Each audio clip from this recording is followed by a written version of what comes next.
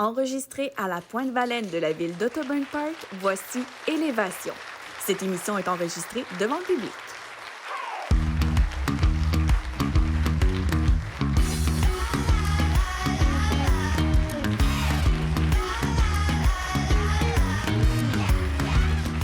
Bonjour tout le monde, bienvenue à Élévation. Élévation, c'est une toute nouvelle série d'émissions qui traite de leadership au féminin. Alors, à travers cette émission, filmée devant le public d'ailleurs, on est vraiment excités.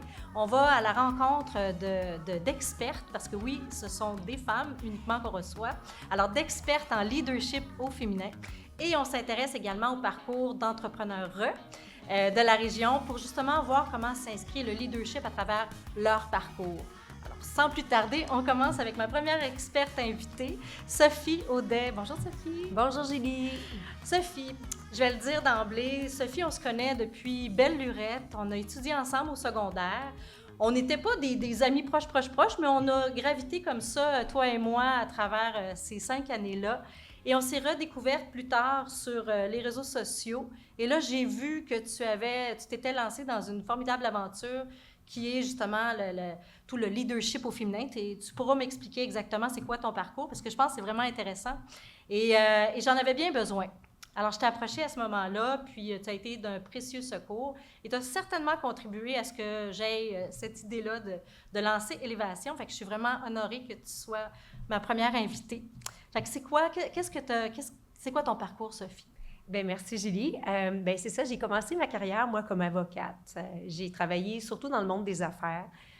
J'aimais ce que je faisais relativement parce que j'ai tendance à aimer les choses facilement. Pas parce que j'étais particulièrement passionnée par le droit. J'aimais les gens, puis j'aime apprendre. Fait que je suis quelqu'un qui m'adapte à tout puis qui m'enthousiasme un peu de tout. Mais à un certain moment donné, j'ai senti un vide. On dirait que c'était comme la question que je me posais, c'est-tu juste ça? C'est-tu juste ça, ma carrière? J'étais allée au maximum j'avais gravi les échelons, puis on dirait que ça manquait de sens pour moi. J'étais dans le monde des affaires, j'étais avocate, je donnais des conseils, j'étais un leader, j'étais une bonne leader, mais on dirait qu'il y a quelque chose qui manquait de sens. Puis à ce moment-là, j'étais un peu embêtée, je ne savais pas quoi faire pour savoir c'est quoi la prochaine étape. J'étais là, je vais-tu voir un psychologue? J'étais allée voir un psychologue, j'ai dit, c'est pas le bon chemin. Puis il y a quelqu'un qui m'a parlé du coaching. J'avais aucune idée. À l'époque, je pensais même que c'était du coaching sportif. J'étais là, c'est quoi cette affaire-là? Fait que je me suis présentée là de manière hyper candide. Okay. Puis c'est fou parce qu'après comme 30 minutes, j'ai pris conscience que le métier de cette personne-là était celui que moi, je voulais avoir. Donc, je voulais accompagner les femmes dans leur développement au travail, mais aussi dans leur questionnement existentiel par rapport à leur carrière. Qu'est-ce qu'elles veulent faire? Qu'est-ce qu'elles aiment? Dans quoi elles sont bonnes? Puis tous ces obstacles dans lesquels on peut se ramasser des fois pris, on a de la misère à mettre des limites, on a de la misère à se mettre en valeur, on a tendance à vouloir dire oui à tout le monde. J'avais vraiment envie de pouvoir, dans le fond, aider les gens à dépasser ces obstacles-là. Fait que c'est ça qui m'a amenée à fonder mon entreprise, à découvrir, dans le fond, une passion pour le développement humain, essentiellement, puis une passion pour tous ces outils-là qui permettent à une personne de continuer à se développer toute sa vie. OK. Fait que c'est ça mon parcours. Non, mais c'est ça, mais c'est tellement connecté aussi, je sens, là, je parle un peu à ta place, mais c'est tellement connecté probablement avec ton être interne, avec qui tu es profondément. Quand on s'est parlé tantôt avant qu'on commence à enregistrer, tu m'as dit aujourd'hui, c'est une journée vraiment spéciale. Puis je ne sais pas si tu es prête à en glisser un petit mot, mais c'est quelque chose aussi qui a été un détonateur vraiment, pour toi, je pense, dans ton parcours. Vraiment, bien, merci d'en parler. Ouais. À ce moment-là où je me posais mille et une questions existentielles, ma meilleure amie est tombée malade du cancer du sein, puis est décédée. Puis on dirait que il y a quelque chose qui m'a shaké dans ça sur la vie. On sait tous que la vie a une fin, mais on dirait que des fois, on l'internalise. Puis j'ai eu une urgence, justement, de vivre ma vie, de suivre mes passions, puis d'amener une petite différence à ma façon sur des choses qui me dérangeaient dans le monde des affaires. Je trouvais qu'il y avait un manque d'authenticité. Je trouvais justement qu'on demandait à tout le monde d'avoir l'air parfait, porter des masques, ça m'énervait. Puis j'avais envie, dans le fond, de vouloir faire ce changement-là. Fait qu'aujourd'hui, c'est la fête de cette amie précieuse. Fait que c'est un peu fou que j'ai écrit un livre, dans le fond, pour lui offrir mon livre au nom de tout ce qu'elle m'avait apporté dans ma vie. Puis c'est un peu cocasse que tu aies organisé cette journée-là, la journée, justement, de son anniversaire aujourd'hui. Ah, c'est vraiment, là, moi, ça me donne des frissons, là. Sans plus tarder, on va parler de leadership. Fait que c'est quoi pour toi le leadership? Bien, At large. merci de le demander parce Ouais. qu'il y a beaucoup de confusion. Souvent, ce mot-là, on va l'associer à un statut. Oui. On va avoir l'impression qu'un leader, c'est quelqu'un qui occupe un rôle, premièrement.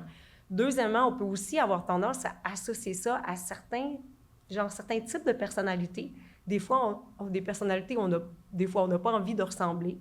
Fait que ce que ça crée, c'est que ça crée une distance avec ce concept-là qui ne nous aide pas, nous étant, nous, les femmes. Fait qu'à sa plus simple expression, c'est important de comprendre que c'est ni un type de personnalité, ni un rôle. C'est vraiment une posture. Puis qu'est-ce que je veux dire par posture? C'est vraiment un choix qu'on fait dans chaque moment, qui s'applique à peu près à n'importe quelle situation, de décider de mobiliser des gens à nous suivre. Fait que, mettons en une phrase, là, le leadership, l'art de mobiliser les autres à nous suivre.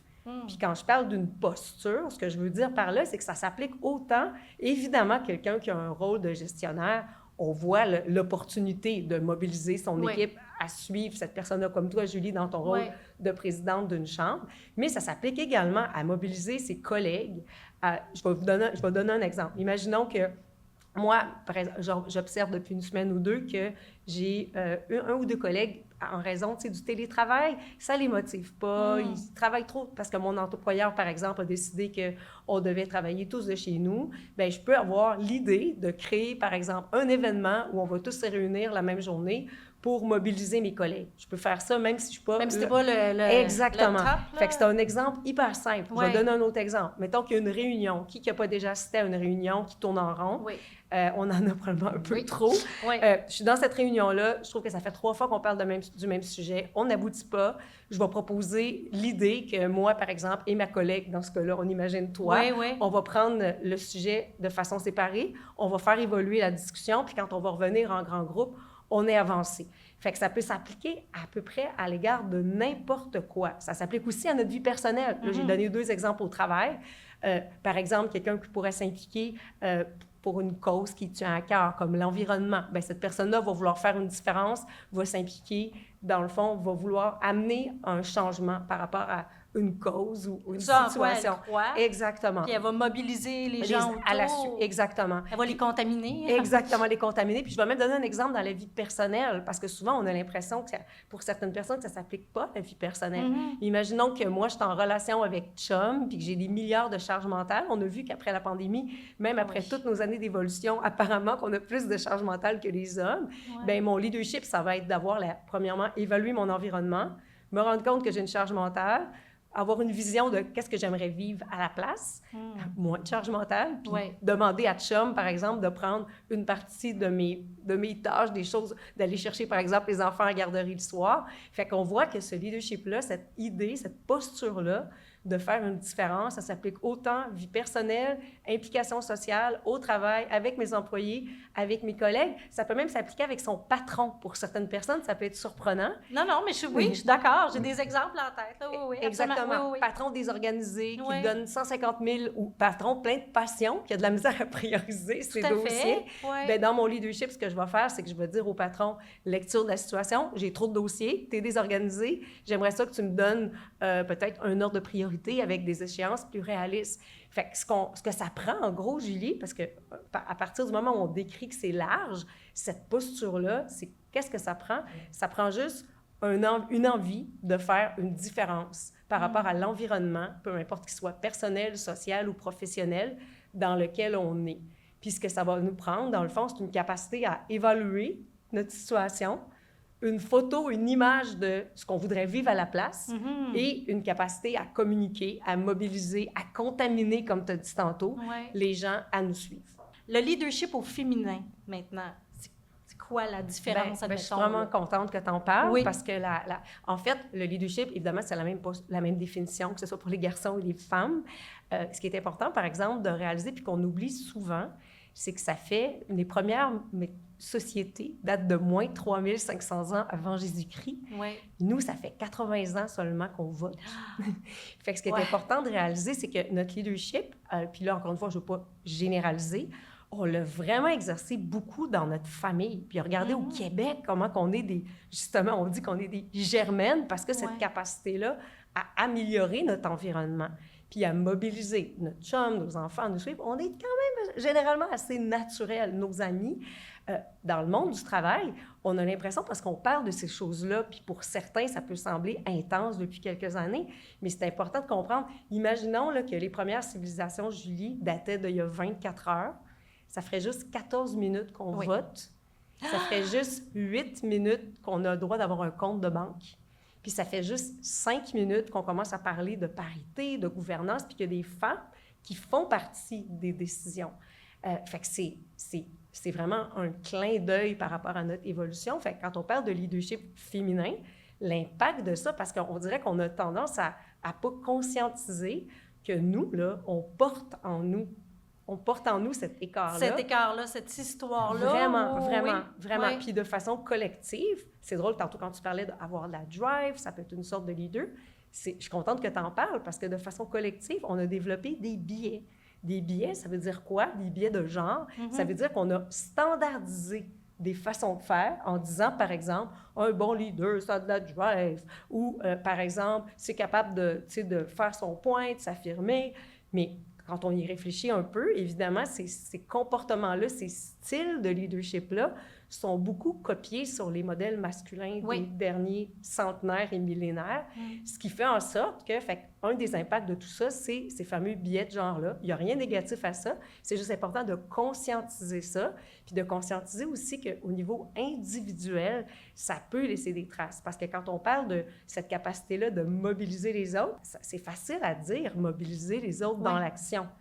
Mais c'est pas tout le temps facile à faire. Je fais quoi quand la personne que je veux mobiliser, elle veut pas bouger? Je fais quoi quand tu es en désaccord avec moi? Je fais quoi quand je parle et j'ai l'impression que les gens m'écoutent pas? Ça soulève un paquet d'enjeux, souvent personnels. Ça touche ton ego aussi, à quelque part, ça te fragilise en même temps. Exactement. Puis ça suppose aussi qu'on développe certaines habiletés interpersonnelles. Fait que quand tu parles de leadership au féminin, bien, c'est un peu une conscientisation que la façon, des fois, de se développer, puis elle peut être un petit peu différente. Puis on a parlé beaucoup d'authenticité dans les dernières années. Il y a eu des changements. Puis moi, je remarque que ce leadership-là féminin est généralement un petit peu plus authentique. Donc, on va moins être dans l'autorité, faire semblant qu'on comprend tout, puis on va avoir l'impression que tout le monde va nous faire confiance. On peut donner des ordres, puis les gens vont nous suivre. On a fonctionné comme ça pendant des décennies. Pas que c'était mal, mais c'était une façon de faire.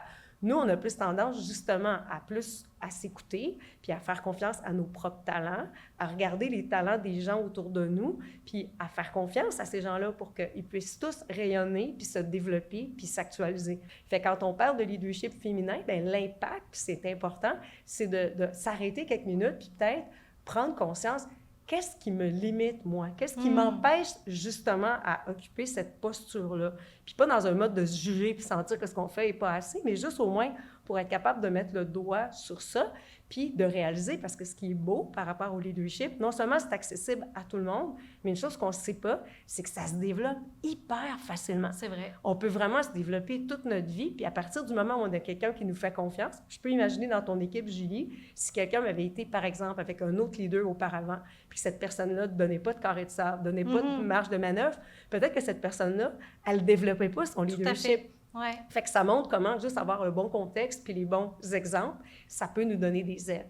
L'autre chose aussi, c'est qu'on peut faire, comme moi j'ai fait quand j'étais allée consulter, puis ce que je fais avec les gens, on peut aller chercher de l'aide par rapport à ces enjeux-là. Fait encore une fois, sans tomber dans la caricature, sans généraliser, les enjeux qu'on voit souvent, puis moi je peux presque lever ma main pour chacun de ces enjeux-là sur lesquels je travaille encore constamment, c'est une tendance à vouloir être parfait. Oui. Fait que cette tendance à vouloir être parfait, puis c'est drôle parce que même pour aujourd'hui, il a fallu que je me regarde aller il y a quelques jours parce que moi, comment je le vois puis je le vis, je peux avoir tendance à trop me préparer, à vouloir correspondre à une idée parfaite, trouver le mot parfait. Puis ça, là, nous, là, les femmes, on a ça vraiment, vraiment, vraiment fort en nous. Ça, c'est de la pression qu'on se met. Parce que justement, mais pour faire le lien avec tantôt, souvent parce qu'on veut correspondre à ces idéaux-là de modèles qui datent du passé, puis on voit des fois un écart, puis on a l'impression aussi qu'on n'a jamais droit à l'erreur. Absolument. Fait que ça peut être un enjeu vraiment fréquent. La capacité, notre tendance aussi à avoir avoir de la difficulté à mettre des limites. Ouais. Puis ça peut nous amener à en faire trop, à se brûler, à pas être capable de dire non à personne. Mais pourquoi qu'on fait ça? Bien, par rapport Ouais. à cet enjeu-là, je suis Ouais. contente que tu le demandes. Évidemment, encore une fois, je veux toujours faire attention à généraliser quand je décris un phénomène, mais je vais prendre mon exemple parce que je suis capable de voir comment moi je le vis. Bien, c'est littéralement, parce qu'on repense à nos 5500 ans, Ouais. on n'a pas appris nécessairement à être dans un environnement de travail, puis à faire confiance que si on sent qu'on en a trop, c'est ça notre vérité. C'est ça. Fait que Alors, c'est faut ça le qu'on a à dire. communiquer Ouais, puis à voilà. le dire. On n'a Ouais. pas appris ça, puis souvent notre apprentissage un peu naturel, c'est de vouloir plaire à tout le monde parce qu'on a Ouais. l'impression qu'en faisant ça, on va être accepté de tous, on va On performer. est en sécurité. On est en sécurité, Ben oui. exactement. Fait que ça Ouais. demande énormément de courage. Quand tu parles de... Autant je dis que c'est accessible à tout le monde peut développer son leadership, de mettre le doigt sur justement ces petits schémas-là qui peuvent être dans le chemin. Savoir Ça- les reconnaître, Les reconnaître, exactement. puis s'outiller pour... Exactement. Puis ça demande du courage parce que si on prend mon exemple d'avoir tendance à trop me préparer, je vois que c'est un symptôme de mon perfectionnisme. Premièrement, il faut que je le voie arriver. Puis deuxièmement, bien, je peux trouver une stratégie. Dans ce cas-là, c'est drôle parce que j'ai mentionné à toi et à Oui. ta collègue, mon intention à moi, c'est d'être dans le présent, d'être spontanée puis d'avoir du fun. Et je ne veux pas tomber dans le perfectionnisme. Puis j'ai trouvé ça drôle parce que quand j'ai dit ça, Oui. les deux en même était temps, comme, vous avez apprécié. Ouais. Fait que c'est un exemple tout simple qui Ouais. montre comment on peut, pas à pas, dans le fond, dépasser ces limites-là. Puis le fameux perfectionniste qui est fatigant dans un environnement de travail, c'est que quand on est un leader, peut-être avec un peu plus de responsabilité, c'est que si on ne se donne pas droit à l'erreur, on va On avoir la donne tendance pas, ouais, à aux pas la autres. donner aux autres. Ouais. Fait qu'on va avoir tendance des fois à micro-gérer un petit peu, Ben oui. puis à être fatigant, puis à être tatillon. Ouais. Puis ça, encore une fois, il ne s'agit pas de juger ça, il n'y a rien de négatif à ça, Non. mais de prendre conscience que tout ça se développe et peut se transformer.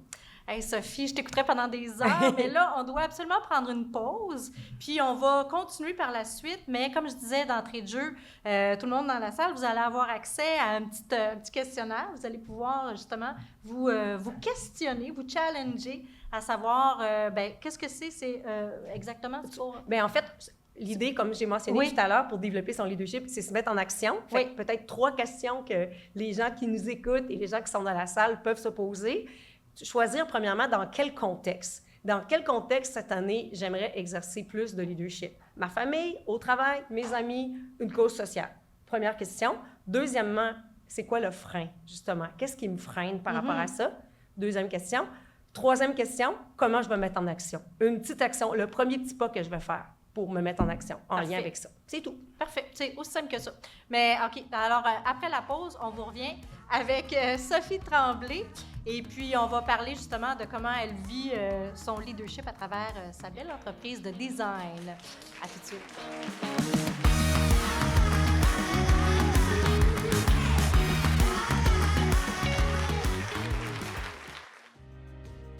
À chaque jour dans ma vallée, ma communauté.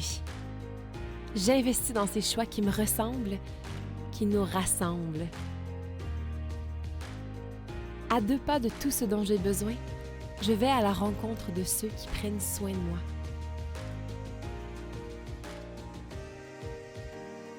Fière de ma collectivité tissée serrée, je prends le temps d'échanger avec les passionnés et les passionnants. L'accueil y est chaleureux, les gens y sont généreux.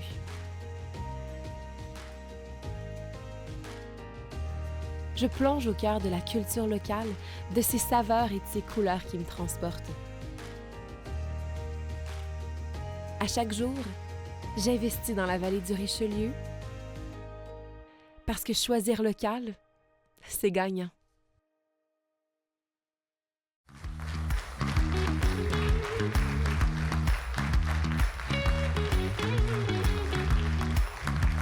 Alors, on continue. On a une nouvelle amie avec nous sur la scène, Sophie Tremblay. Sophie Tremblay de Design ST, c'est ça? ST Design. ST Design, excuse-moi. Donc, Sophie, bienvenue parmi nous, 2 Sophie. On va toutes être mêlées tout à l'heure. Alors, Sophie Tremblay, Oui. est-ce que tu peux nous expliquer c'est quoi exactement ton entreprise, tiens, pour débuter? OK. Bien, mon entreprise, c'est une entreprise de design. Ça fait 19 ans que je suis en affaires. J'offre des services résidentiels et commerciaux, mais je fais principalement des cuisines, des salles de bain sur mesure. OK. Puis je fais beaucoup d'optimisation de petits espaces. Donc, si on est mal pris, on déménage dans un plus petit condo, on passe d'une maison, bien, on peut m'appeler, puis moi, je peux maximiser vraiment tous les espaces. Puis je fais aussi, dans les dernières années, j'ai rajouté le design pour les personnes à mobilité réduite aussi, parce que c'est une clientèle qui grandit beaucoup, qui va avoir besoin de beaucoup de services d'ici les prochaines années. Ah oui, donc tu veux dire les gens, dans le fond, qui quittent leur maison familiale pour s'en aller dans un plus petit endroit, puis qui ont de la difficulté à se déplacer? Ou qui voudraient rester dans leur maison familiale, OK. mais qui voudraient avoir plus de mobilité, être capable de se déplacer plus facilement. OK. On peut changer des choses dans la salle de bain, rendre la douche plus accessible. OK. Il y a des choses qu'on peut faire pour les aider à rester à la maison le plus longtemps possible. Ben Ouais. c'est très intéressant. Là, je Oui. lisais dans tes notes avant l'entrevue Oui. que toi, tu as toujours été une leader. Tu t'as décrit toi-même comme une leader naturelle. Bien, je pense que oui, c'est en moi, là, puis c'est quelque chose que j'aime, mais je me vois pas, un peu comme Sophie, elle expliquait tantôt, je me vois pas comme la leader au-dessus, mais je me vois comme quelqu'un, j'aime participer, j'aime lancer des défis, j'aime participer dans des CA, m'impliquer dans des organisations, m'impliquer avec mes enfants, parce que ça m'apporte du bonheur, ça me fait grandir émotionnellement, ça me fait grandir aussi au niveau, tu apprends des choses au niveau du travail, tu apprends selon ce que tu fais, évidemment. Puis, c'est beaucoup, parce que ça m'apporte beaucoup personnellement, là, au niveau de bonheur aussi. Là. De bonheur aussi. Je Ouais. te vois, Sophie, elle C'est ça. C'est vraiment ça qui vient me chercher. Puis, j'aime beaucoup rallier les gens. Puis, je trouve que c'est le fun quand il y a une belle ambiance, quand les gens sont heureux. Là. Tu dirais-tu que, dans le fond, c'est en t'intéressant aux autres que ça te procure un sentiment je sais pas, d'accomplissement? Je sais pas comment dire ça, parce que je t'écoute parler, puis j'ai l'impression que c'est beaucoup par rapport à ton implication par rapport aux autres, mais c'est pas tant pour diriger les autres que pour les aider, les accompagner. Est-ce que c'est dans... Oui, parce que ton entreprise, c'est ça, d'ailleurs, à la base, c'est d'aider... Mais c'est beaucoup ça, parce que dans mon entreprise, j'aide les gens à être bien chez soi. Donc, il faut que je les écoute, il faut que je les accompagne, il faut que je trouve des solutions à leurs problèmes. Il faut que je travaille en équipe avec tous les différents intervenants. Nous autres, il y a quand même beaucoup de leadership en design, là, ça ne paraît pas, mais on a tous les fournisseurs, on a tous les intervenants qu'il faut guider dans le projet. Donc, il faut travailler ensemble, il faut trouver une façon de le faire pour pas que les gens se sentent agressés ou, tu sais, pour vraiment que ce soit un travail d'équipe. Mais aussi, quand je regarde avec mes enfants, exemple, ça, c'est un exemple important dans ma vie aussi, c'est que je voulais leur donner le plus possible pour qu'ils partent bien dans la vie, un peu, tu sais, pour qu'ils soient bien, puis qu'ils puissent démarrer avec tout ce qu'ils peuvent avoir. Donc, je m'impliquais à l'école, je m'impliquais dans les activités en parascolaire, puis tout ça. Puis pour moi, ça, c'est important. Puis dans ma communauté aussi, je m'implique beaucoup. Fait que c'est vraiment, oui, c'est vrai ce que tu dis, mais ça m'apporte du bonheur de voir les gens heureux aussi. C'est ça, c'est comme du donnant-donnant, quelque part. Oui, vraiment. Ouais. Sophie, n'hésite pas à rebondir si tu... Bien, ce que je trouve extraordinaire, c'est qu'elle démontre exactement ce que je disais tout à l'heure.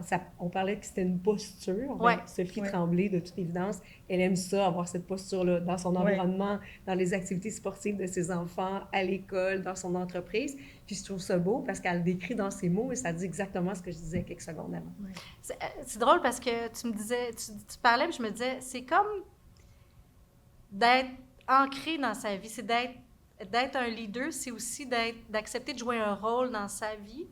Vraiment. C'est ça, d'être ancré. Tu sais, tu parlais d'authenticité et tout ça, mais c'est, en bout de piste, c'est ça, c'est juste d'être là. Vraiment. Oui. Puis d'être actif dans ta vie. C'est ça. Ça donne du pouvoir personnel. Pourquoi c'est important? On ne l'a pas mentionné tout à l'heure, mais je vais avoir hâte d'entendre la suite, mais ça donne le fait d'être ancré puis d'avoir cette posture-là, ça nous donne du pouvoir personnel sur notre vie, plutôt que de se sentir victime de ce qui arrive.